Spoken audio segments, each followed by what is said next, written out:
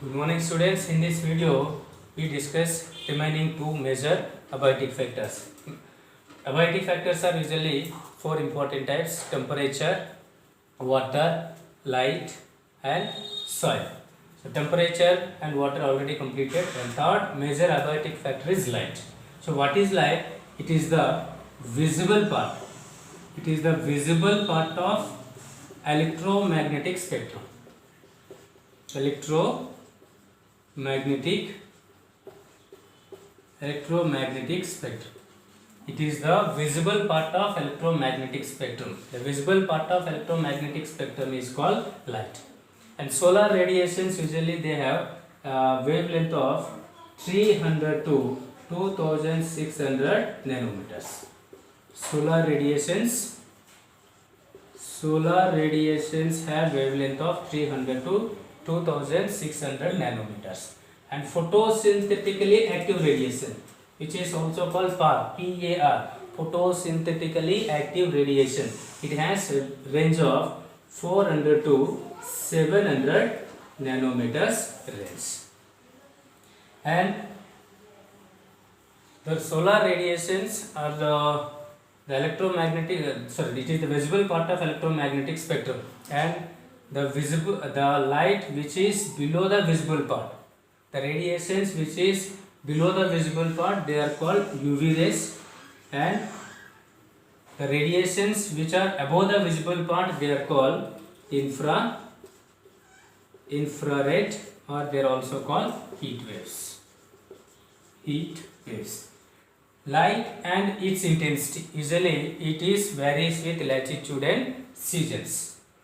Intensity of light, duration of light and quality of light influences various life process of organisms. And some of the life process are, the first one is photosynthesis. Light influences the organisms in three conditions: intensity of light, duration of light and quality of light. And all these characters of light influence the various life process of organisms. The first and most important life process is photosynthesis. So light is very essential for photosynthesis. Quality of light, intensity of light and duration of light, they determines the amount of photosynthesis. Photosynthetic amount usually depends on quality, intensity and duration of light. The photosynthetic yield usually it is very high. It is very high in equator and tropical regions. This is the one of the important physiological process. And second one is growth. Usually growth is favored by increased availability of food. If availability of food increases, then growth automatically also it is favored. Then moderate intensity of light also required. In some cases, various tissues and organs, they are differentiated in response to light, and this process is also called photomorphogenesis. What is photomorphogenesis? Genesis means formation, morphogenesis means various tissues or organs in the presence of light. Differentiation of tissues or organs in response to light is called photomorphogenesis. For example, aphids. Usually aphids develops wings in alternate light and darkness. And this is second physiological character. And next one is germination. Seeds of many plants, they are sensitive to light. And some plants, seeds of some plants, they germinate only in the presence of light, and such type of seeds are called positively photoblastic seeds. Are germinated in the presence of light in case of rumex. And some seeds, they do not germinate in the presence of light, and they are called negatively photoblastic seeds. They do not germinate in the presence of light, and best example is tomato. Means light also influences the germination of seeds in some cases. And one more important physiological activity or life process is transpiration. Transpiration means loss of water in the form of vapor, and transpiration usually occurs through stomata, and stomata usually it opens. Stomata opens during daytime in light, and it close in dark. If it is open during the daytime light, then rate of transpiration increases. If it is closed during dark time, then rate of transpiration is decreases. It means light influence the rate of transpiration. And one more character is movements. Some lower photosynthetic organisms like Chlamydomonas, they show positive phototaxis. Some lower photosynthetic organisms like Chlamydomonas, they show positive phototaxis. And in some cases, usually plant shoots usually they bend towards the light, and this process is also called phototropism.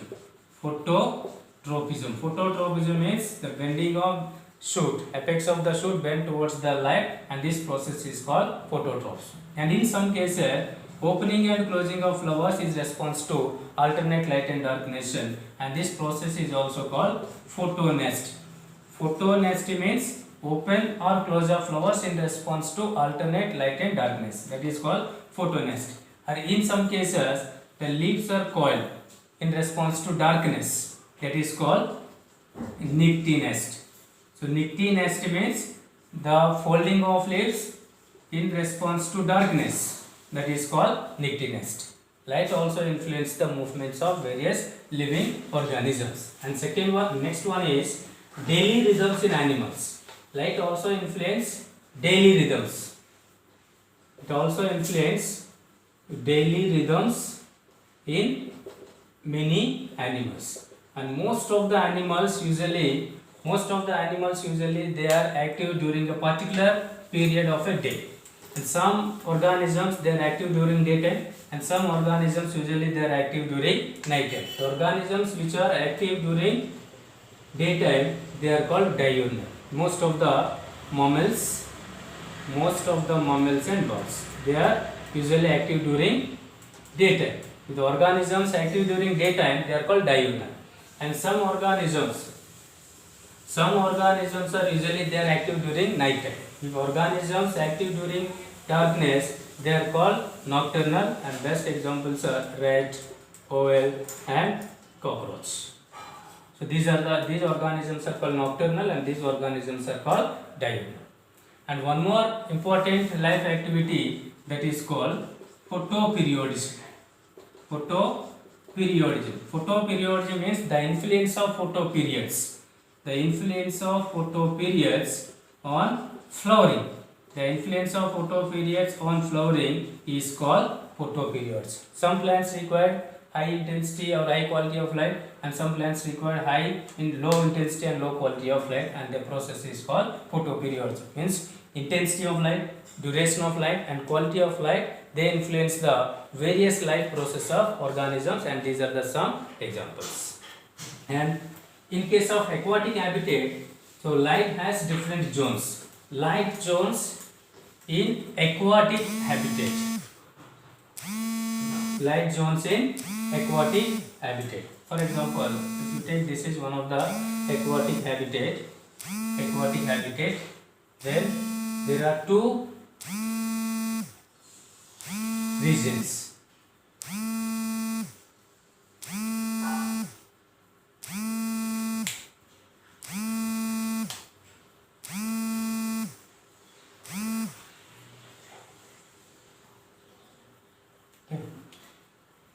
This is for example sun,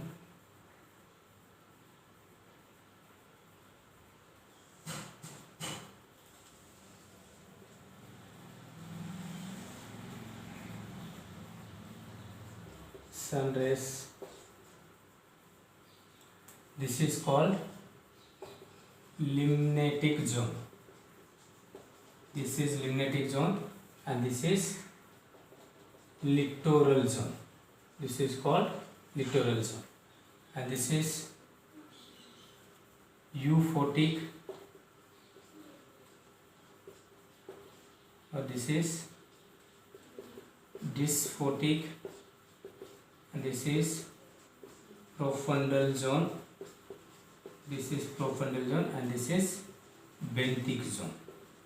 This is called benthic zone, and this is the oxygen and temperature, oxygen and light. Sorry. Oxygen and light. Here high light and oxygen, and here low oxygen and in aquatic habitats light has two zones, littoral zone and limnatic zone. Littoral zone. So what is littoral zone? It is shallow coastal region. It is shallow coastal region where light can penetrate from surface to bottom. So that's why light can penetrate. If light can penetrate in this region, then the producers they can grow in sufficient strength.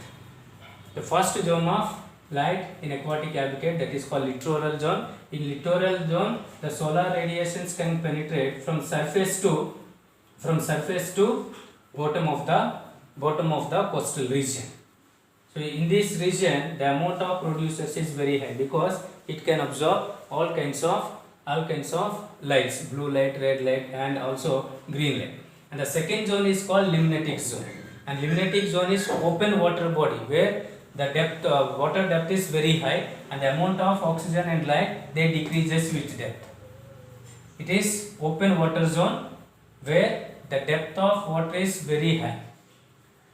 And limnatic zone again divided into three zones. What are the three zones? Photic zone, aphotic zone, aphotic zone, and benthic zone. Benthic zone, and this is the photic zone. In photic zone, the uppermost part of the limnatic zone is called photic zone. In photic zone, light can penetrate, and the depth of the photic zone is 300 meters. And it is again divided into three zones, euphotic and dysphotic. Photic zone again divided into two types, euphotic and dysphotic. And in euphotic zone, the light can penetrate, and the depth of the euphotic zone is 20 to 80 meters. And this zone receives the light from more than compensation point. And the second one is dysphotic zone, and this zone receives light at or below compensation point. And usually the green algae is usually present at euphotic zone. Green algae usually because the light is very sufficient, so blue and red light they can penetrate. And dysphotic is the intermediate range. So in the intermediate range, generally brown algae is abundant, and this is the depth, and in depth usually red algae is abundant. The second one is aphotic zone. In aphotic zone, light cannot penetrate. And last one is benthic zone. And benthic zone is the bottom of the zone. And in this, light cannot penetrate. And organisms which are present in benthic zone, they are called benthos. In aquatic habitats, light has two zones, littoral zone and limnatic zone. Littoral zone, it is shallow coastal region where light can penetrate from surface to bottom. So the amount of producers is very high. And second one is limnatic zone. And limnatic zone is open water body, and depth is very high. And oxygen and light, amount of oxygen and light, they can decreases depth. And it is again divided to three zones, photic, aphotic, benthic. Photic, in photic zone light can penetrate. Aphotic, light cannot penetrate. Benthic, it is the bottom of the zone, and in this zone usually red algae is abundant, and organisms which are present in benthic zone, they are called benthos. So this is the third major abiotic factor. Next, last major abiotic factor, that is soil.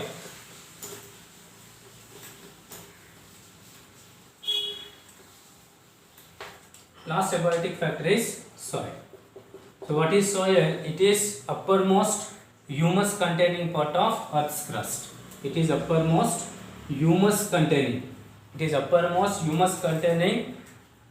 part of Earth's crust is called soil.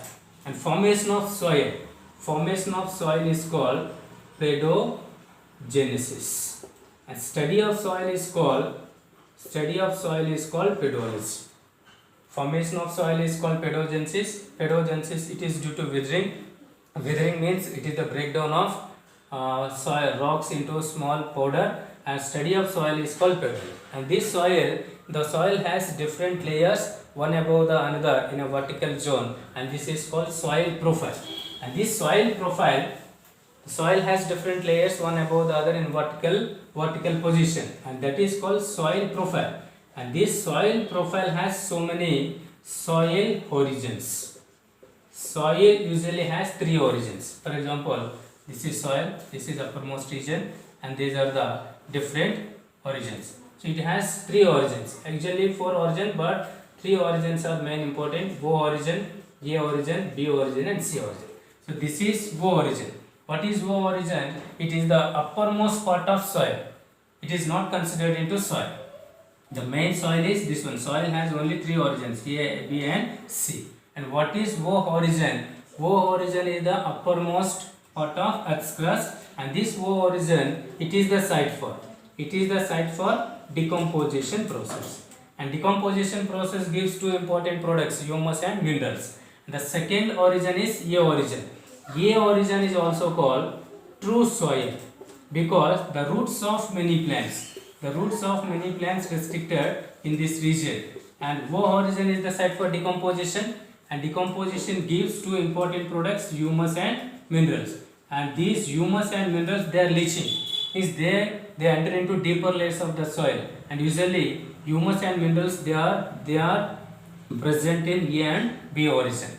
So that's why the thickness of the A origin determines the fertility of soil.